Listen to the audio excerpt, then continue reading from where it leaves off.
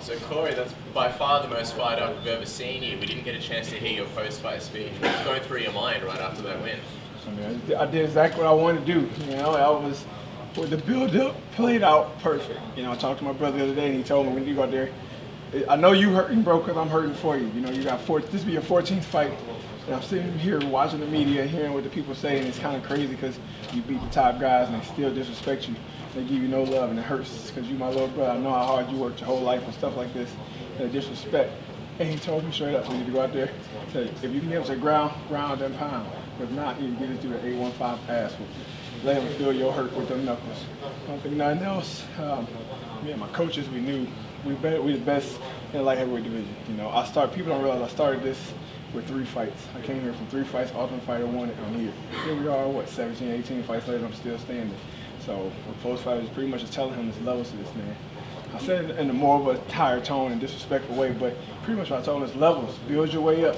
Quit trying to jump up. This is my place. I earned my spot. Now go back and earn yours. There's levels to this shit. Cool. You kind of brushed off a lot of the criticism pre-fight, but clearly a lot of emotions. How fulfilling was it to not only win the fight, but do it so emphatically and sort of shut up all the naysayers? It's one of the best feelings in the world. You know? Like I said before, I've been the way I live my life, the way my life has been a lot of times I've earned different things and it just never was given to me, you know. Like I said, we're in a world now where you don't get what you earn anymore. You get what you take. And I'm out there and took it from you. We saw obviously Reyes put on a big finish over Chris Weidman. How would you compare your statement to his and make your case sort of for why you should be the next guy to be fighting John Jones? My case is he knocked out Chris Weidman. I just knocked out the hype train. You know, Chris Weidman had how many losses in his last fight. You know, Chris is my guy. I love him to death. You know, we train together, helped him with the Luke Rocco. Nothing against him at all. He's a great mixed martial artist, and I respect the hell out of him. But it ain't like he went out there and knocked out a guy that was the hype train that they was pushing to the title. You know, Dominic Reyes, he had a slow build like me. We were probably in the same place. You know, Chris Weidman was the champ, but the key word there was. You know what I mean? And right now, Johnny Walker was the person they wanted to be the champ, that it factor. And I destroyed the it factor. So put him back at the back of the bus and move him to the front. You said in your post-fight that he had been knocked out before, and you knew that. Did you go into that knowing that that might be there, and that was that what you were going for? 100%. You know, I'm a mixed martial artist. I study.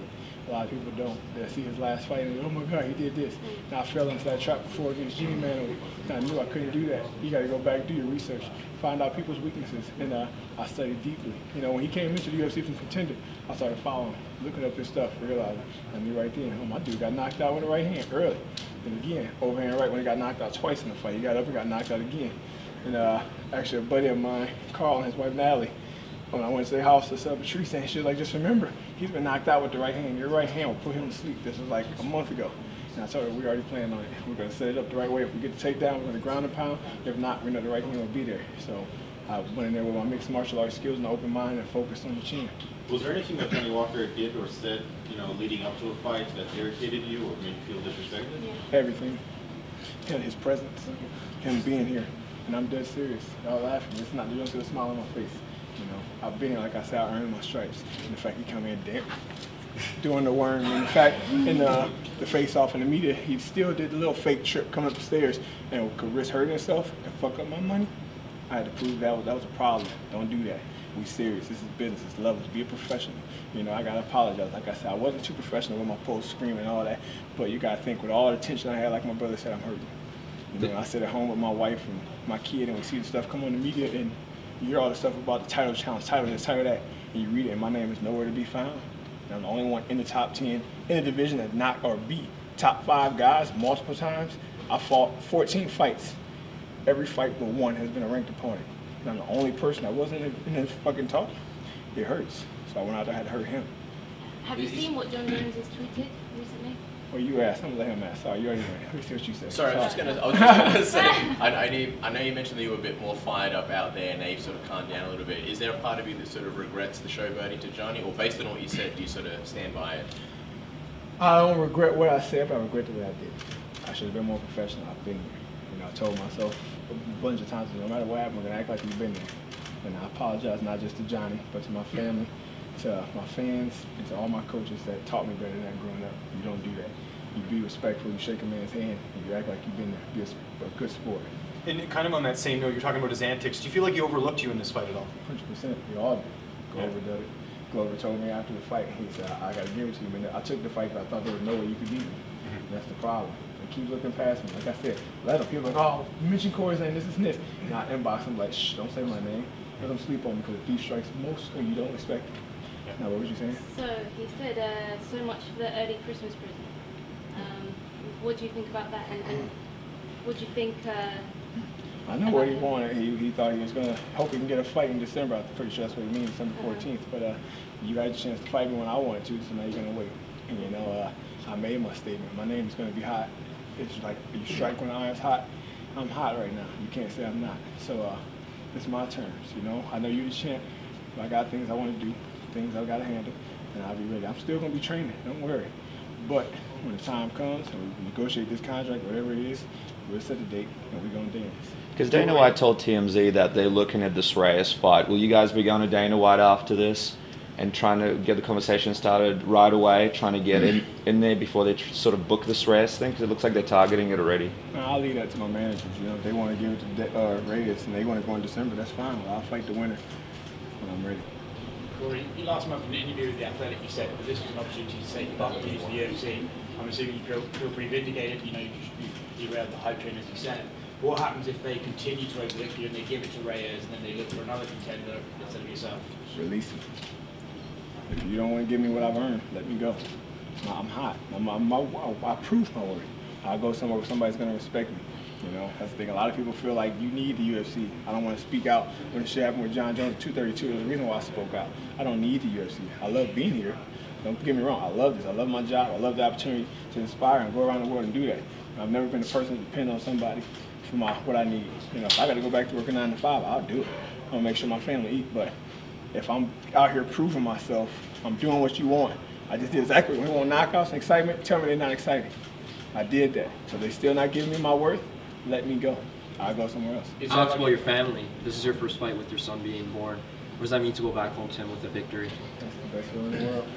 I know he's watching. We got him in the hotel with the baby. He don't understand what he's watching, but the babysitter got the fight on. I know it. And one day he'll look back and we can break it down to him. So you was there. So you was in New York. You spent that couple of days in the fight week with me. You was my inspiration, you know. Today I was in there stretching the foam roller with him on the floor, just watching him crawl around. I even took a little break from my time trying to put him to sleep and just keep him some fussing. You know, that's my man. That's my homie. I did it all for him. What does it mean that you and your good friend and teammate Caitlin Chookagian could potentially be fighting for titles next? What does that mean to you? I mean, that's what the plan was. When we talked, you know, she said no to Valentina the first time because she was getting married. And I felt like they did the same thing to her they did to me. I said no to fight Gus when my son was being born. They kind of pushed her to the back, and I told her, I said, be careful what you say. Be careful when you answer that question because they will push you to the back of the bus. I'm dealing with it right now. Don't go through that. But it's her wedding, you know, you can't argue with that. And I told her, she said, you know what, let's go get these straps. I said, exactly. Let's go prove ourselves. We go out there, 2 dominating wins, and we both gonna fight for the title. Let's bring it back to Jersey. Do you feel like this is a good lesson for your kid as well, that, you know, when you want something, you go out and take it, you don't wait for it, you just, you know, this is kind of setting him up for success down the road as well? 100%. Yeah, 150%. The same thing my father taught me growing up. And it take you getting older to realize, you know, he used to tell me, no, not like I said all the time when I speak like this, not being racial or anything, but I grew up in an all-white neighborhood. So the next time me and my brother, we got pulled over and stuff for no reason. So they always tell me, you're going to do something, you got to make sure you do it 110% more than that. If they going 100%, you got to go 200%. Because you're not going to get what you said. Many times we beat the stars, but you're not going to get that because you're not in the community like them. Your parents are known. You got to go out there and take it. You know, and at times I figured you should go hard, blah, blah, blah. I did, and at times I earned my spot, but a lot of times I was overlooked. But now as a grown man with a son, and my brother and my father talked to me, I understand what they said. You got to take it. Especially my brothers, I can feel your hurt. It's time to go take it. You got to go get that respect. You know, I'm sitting there in the tunnel, and guys from New York, I train in New York weekly. You hear these New Yorkers saying, oh, fuck you, Corey, you about to get knocked out by Johnny Walker. This is the Brazilian. I'm one of your own, and you disrespect me. I just started dancing to it. You got to go out there and take it. And the shushing and the finger I threw up, I apologize for that too, but that was to them. All that you said, remember me. Like I said, I don't want no new friends. Don't go following me now. Don't try to jump on my wagon. You had your chance. Stay where you at. Corey, you really managed to sort of channel this disrespect into great performances and ability to speak out. In some weird way, was this disrespect towards you a blessing in the sense that it's kind of giving you a chip on your shoulder? 100%. That's what I needed. It's what I needed. You know, the fact that they was overlooking and kept saying there's no way Corey could. The same thing they said when I won the Ultimate Fighter. There's no way. Everybody now was like, no way. You can hear him through the wall. No way Corey can win this. He only got 3 fights. He only been fighting for 6 months. Guess what I did? I went out there and won it. 60-second knockouts in the finals. I need that. It put the dog in me. Like I said, the UFC want a dog. They want excitement. They want something to talk about. Did I give it to them? Are you not entertained? I mean, we saw it, for example, a guy like Chael Sonnen for a long time was very respectful, but then when he started speaking out more, he kind of connected with fans on another level. I know you don't want to be disrespectful, but is this going to be the new Corey Anderson that we see that goes out there every single time? You show off your personality a little bit more, you sort of bring that excitement level to the fights as well? I'm trying to fight just like I did today, dominate, but I never go to stoop to the level of Chael Sonnen where I'm talking trash on people before the fight. You know, with that being said, F Chael Sonnen. You know, I heard what he said about me, his little thing. No, but I respect him at the same time, but at the same time, what did you do, Chael? You got there, but you didn't do shit. You know what I mean? He gonna say something to me. Who gets up and stop what they're doing and go watch the TV, see Corey Anderson fight? Well, Chael, I bet you they watching now. I bet you saw it. Do you think the build up to your fight with John Jones will be a tense one? I mean, both of you guys sort of don't really like each other. Do you believe that fight week would be an interesting one for the fans to see? You would hope. I think it could be, you know, because generally a beef between me and him, you know, like I spoke out on him. Nobody else did that. And I know he's got some animosity to me. Like I said, I showed up at his event, his little autograph sign, threw him off, got him all cussing and throwing fingers in front of fans and cursing in front of kids and stuff. You know, it made him look bad in the public. I know he don't like me for that, and that's okay. I didn't go there to get anything started. I went there just to let you know this is my town and my presence is known. Just like this is my division. I'm here, John. Has he DM'd you at all? I know that he DMs a lot of people personally on Twitter and through social media. Does he try to reach out to you behind the scenes and say anything? Nope. He'll say something to my fans. Like he'll go on my post and he called me cornball once. I said something back. He didn't say something. And one of my fans said something to him. He attacked them. He attacks my fans. I always say it like, yo, direct that energy to me. Don't speak to my fans because they can't get their hands on you. I can.